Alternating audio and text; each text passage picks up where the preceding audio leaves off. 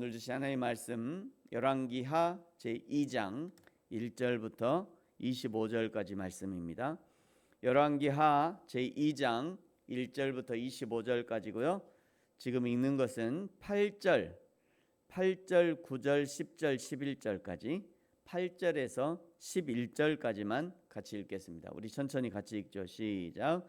엘리야가 겉옷을 가지고 말아 물을 치매 물이 이리저리 갈라지고 두 사람이 마른 땅 위로 건너더라. 건너매 엘리야가 엘리사에게 이르되 나를 내게서 데려감을 당하기 전에 내가 내게 어떻게 할지를 구하라. 엘리사가 이르되 당신의 성령이 하시는 역사가 갑절이나 내게 있게 하소서 하는지라. 이르되 내가 어려운 일을 구하는도다. 그러나 나를 내게서 데려가시는 것을 내가 보면 이 일이 내게 이루어지려니와 그렇지 아니하면 이루어지지 아니하리라 하고 두 사람이 길을 가며 말하더니 불수레와 불말들이 두 사람을 갈라놓고 엘리야가 회오리 바람으로 하늘로 올라가더라. 아멘. 네, 오늘 2장 1절에 보시면요, 자신을 하나님께서 부르신다는 것, 즉 사명의 끝, 인생의 끝을 알게 된 엘리야가 먼저 길갈로 가게 됩니다.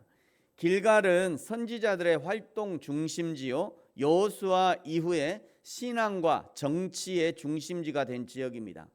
엘리야가 자신의 마지막 시간이 다가옴을 느끼면서 중심지로 가고 있는 것이죠. 2절에 엘리야가 자신의 제자 엘리사에게 하나님이 나를 베델로 보내시니 너는 여기 길갈에 머물러 있으라 라고 합니다.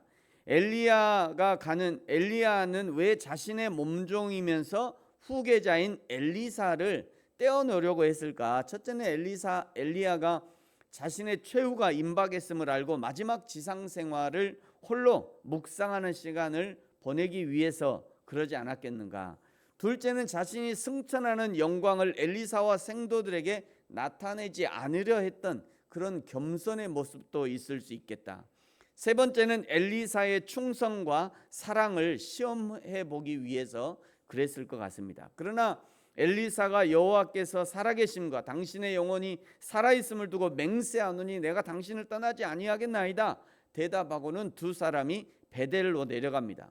3절을 보면 이미 엘리야뿐만 아니라 엘리사와 다른 제자들도 엘리야 선생의 마지막을 어느 정도는 직감하고 있었던 것 같아요. 4절에도 여호와께서 나를 여리고로 보내시니 엘리사에게는 베델에 머물라고 얘기하죠.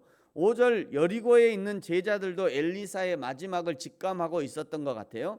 6절에도요 여호와께서 나를 요단으로 보내신다. 또 이번에는 요단으로 보내신다. 엘리사 너는 여기 즉 여리고에 머물러 있으라 라고 합니다. 그러자 여전히 엘리사가 엘리야 선생님의 명령을 거부하고 엘리야를 따릅니다. 엘리사의 충성과 하나님에 대한 열심을 보여주는 거죠.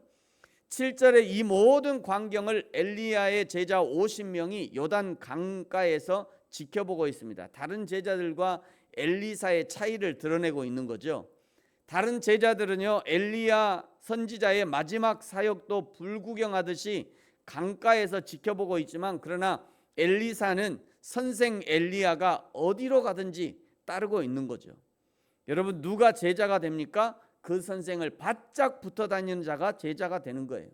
누가 예수님의 제자가 되는가? 예수님과 바짝 붙어서 예수님의 마음을 알고 예수님의 사역에 동참하고 예수님이 가는 곳에 내가 가고 예수님이 사랑하기 원하는 그 사람 내가 사랑할 수 있다면 바로 그 사람이 예수님의 제자일 것입니다.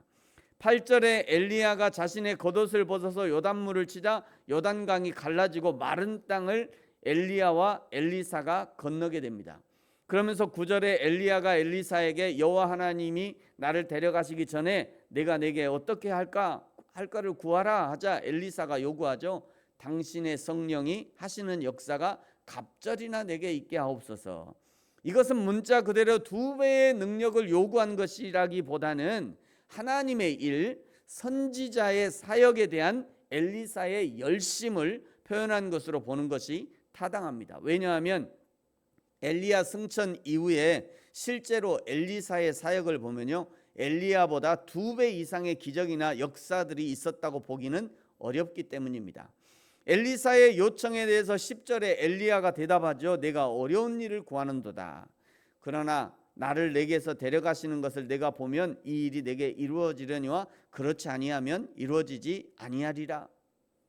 하나님의 일을 한다는 것은요, 결코 쉬운 일이 아닙니다. 선지자의 사역을 한다는 것은 결코 쉬운 일이 아니에요. 엘리야는 아합 왕의 살해 위협을 수없이 받았습니다. 아합 왕의 악한 아내 이세벨의 살해 위협도 받았죠. 엘리야의 영광 뒤에는 이런 어려운 일들이 숨어 있었던 것입니다. 누구든지 여호와 하나님께로부터 많은 은혜 받기를 원하지만 그 은혜를 받아 누리기 위해서는 치러야 할 대가가 분명히 있다는 것을 기억해야 합니다. 우리도 마찬가지입니다. 큰 은혜 받고 크게 쓰임 받기를 원한다면 그 뒤에 감당해야 할 의무와 책임, 고난과 연단의 시간이 포함되어 있다는 것을 기억해야 돼요. 그래서 말씀하시는 거죠. 야고보서 3장 1절, 내 형제들아 너희는 선생된 우리가 더 큰 심판을 받을 줄 알고 선생이 많이 되지 말라. 선생되는 것과 큰 심판, 메가톤급 심판은 세트로 붙어 있다는 것을 기억해야 합니다. 결국 11절에 두 사람이 길을 가며 말하더니 불수레와 불말들이 두 사람을 갈라놓고 엘리야가 회오리 바람으로 하늘로 올라갑니다. 엘리야는 병거를 타고 하늘로 올라가고 14절에 엘리사가 엘리야의 몸에서 떨어진 겉옷을 주워서 요단물을 치며 엘리야의 하나님 여호와는 어디 계시니까? 그러자 물이 갈라져 엘리사가 건너게 됩니다. 이전에 엘리야도 했던 기적을 엘리사도 행하고 있는 거죠. 15절에 요단강의 맞은편에 있던 여리고의 선지자들이 엘리사의 모습을 보면서 엘리야의 성령이 하시는 역사가 엘리사 위에 머물렀다라고 알게 됩니다. 16절부터는요, 엘리야는 하늘로 올라가고 엘리사가 새로운 선지자로 인정함을 받았는데 강 건너 불구경하듯 남아있던 제자들이 선임 엘리야의 시체를 찾고자 제안을 하나 처음에는 엘리사가 16절 끝에 보시면 보내지 말라 합니다. 왜냐하면 자신은 엘리야 선지자가 불말과 불병거를 타고 하늘로 올라가는 것을 봤기 때문에 찾아도 없을 것이라는 것을 확신했기 때문입니다. 그런데 17절에 무리가 그로 부끄러워하도록 강청함에 보내게 됩니다. 여기 무리가 엘리사로 부끄러워하도록 강청했다는 이 말은 엘리사가 더 이상 거부할 수 없을 정도로 제자들이 자기의 선생인 엘리야의 시체를 찾겠다고 했다는 거예요. 엘리사가 엘리야의 시체를 찾도록 허락한 것은 만일 너희가 그것을 고집한다면 나를 위해서가 아니라 너희의 만족을 위해서이니라, 이런 의미가 포함되어 있어요. 때로는 우리 또 고집과 불신앙을 신앙의 열정으로 포장하는 경우들이 많이 있습니다. 그냥 저질러 놓고 하나님이 받으셨다고 믿어버리는 거예요. 그것을 신앙이라고 착각하는 경우들이 많이 있습니다. 나는 하나님께 드렸어. 하나님께 받으셨을 거야. 나는 하나님께 드렸어. 나는 이만큼 하나님께 드렸으니까 하나님 나한테 이만큼 해주셔야 돼. 이러고 그냥 뒤도 안 돌아보고 그냥 해버려요. 그냥 저질러 놓고 하나님이 받으셨다고 믿어버리는 것, 그것을 신앙이라고 착각하는 경우들이 많이 있어요. 여러분, 그러나 중요한 것은 나의 헌신, 나의 기도, 찬양, 예배, 이 모든 헌신이 나를 위한 헌신이 아니라 여호와 하나님이 받으실 만한 것이 되느냐가 중요합니다. 하나님이 받으실 만한 하냐, 그게. 하나님이 받으시는 헌신의 기준은요, 고린도 후서 9장 7절이에요. 각각 마음에 정한 대로 할 것이요 인색하부노라 억지로 하지 말지니 하나님은 즐겨내는 자를 사랑하신대요.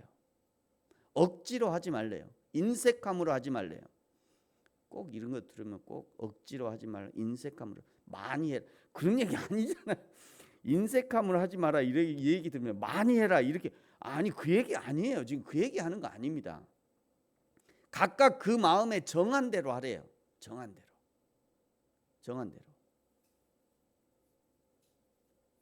인색함으로 하지 말고 억지로 하지 말고 하나님은 즐겨내는 자를 사랑하신대요. 다윗의 고백이 있습니다. 역대상 19장 14절. 나와 내 백성이 무엇이기에 이처럼 즐거운 마음으로 드릴 힘이 있었나이까. 모든 것이 주께로 말미암아서니 우리가 주의 손에서 받은 것으로 주께 드렸을 뿐이니이다. 이런 마음의 자세로 드려지는 헌신을 우리 하나님이 기쁘게 받으시는 것이고 그 위에 은혜를 부어주시는 거예요. 19절부터는요 선지자가 된 엘리사를 통한 기적을 소개합니다.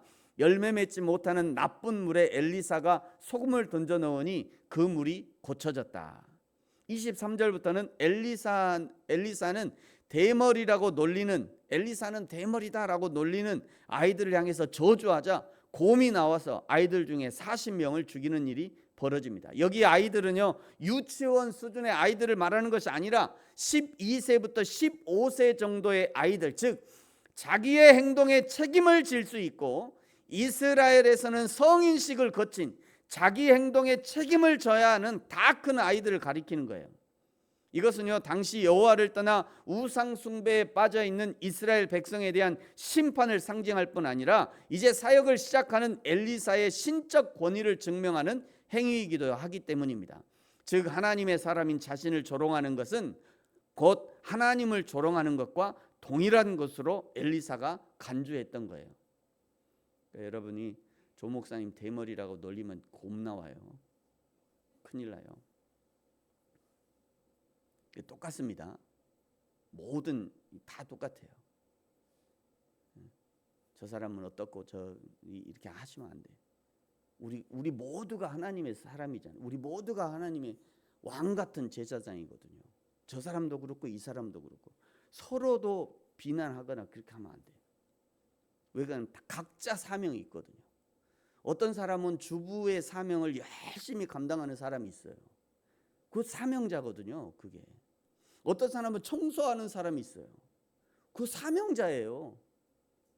그 사명자를 가지고 이거 저기 뭐 그냥 하나님이 곰 나오게 하셔요. 진짜예요. 이건 진짜입니다. 그러니까 하나님이 주신 사명자를 하나님의 사명자를 그것이 내가 보기에 하찮다고 해서 이렇게 폄하하거나 절대 그래서는 안 돼요. 그리고 마지막에 25절에 보시면요 엘리사는 요단을 떠나 북이스라엘의 수도 사마리아로 돌아갑니다. 이제 엘리야의 시대가 가고 엘리사의 활동 시대가 된 거예요. 엘은 하나님이고요 뒤에 리사를 야샤라고 읽는데 요거는 구원하다 구출하다, 나의 하나님은 구원자이시다 이런 의미예요. 엘리사는 위대한 선지자 엘리야의 후계자로서 이스라엘 백성에게 하나님의 구원과 구출의 메시지를 전하는 선지자역 사역을 앞으로 하게 되는 것입니다. 사랑하는 성도 여러분, 지금은 성령의 시대이며 저와 여러분의 활동 시대입니다. 하나님은 우리에게 오늘이라는 이 날을 우리에게 맡기셨고 이제 우리가 하나님의 영광을 드러내는 제사장과 선지자의 일들을 해야 하는 것이죠. 저와 여러분이 우리에게 맡기신 사역을 충성스럽게 감당함으로 하나님께 영광을 돌리는 저와 여러분이 되어지기를 예수님의 이름으로 축복합니다. 기도하겠습니다. 하나님 아버지 감사합니다. 우리에게 하나님의 영광을 드러낼 수 있도록 인생을 허락하시고 오늘이라는 기회를 허락하시고 믿음을 허락하시고 우리를 왕같은 제사장들이여 거룩한 나라여 그의 소유가 된 백성으로 불러주셨으니 이 부르심에 합당한 삶을 살게 하시고 그래야 하나님께 온전히 영광을 올려드리는 저와 우리 모든 성도들 되게 하여 주옵소서. 감사합니다. 예수님의 이름으로 기도합니다. 아멘. 하늘에 계신 우리 아버지의 이름을 거룩하게 하시며 아버지의 나라가 오게 하시며 아버지의 뜻이 하늘에서와 같이 땅에서도 이루어지게 하소서. 오늘 우리에게 일용할 양식을 주시고 우리가 우리에게 잘못한 사람을 용서하여 준 것 같이 우리 죄를 용서하여 주시고 우리를 시험에 빠지지 않게 하시고 악에서 구하소서. 나라와 권능과 영광이 영원히 아버지의 것입니다. 아멘. 계속해서 기도하죠.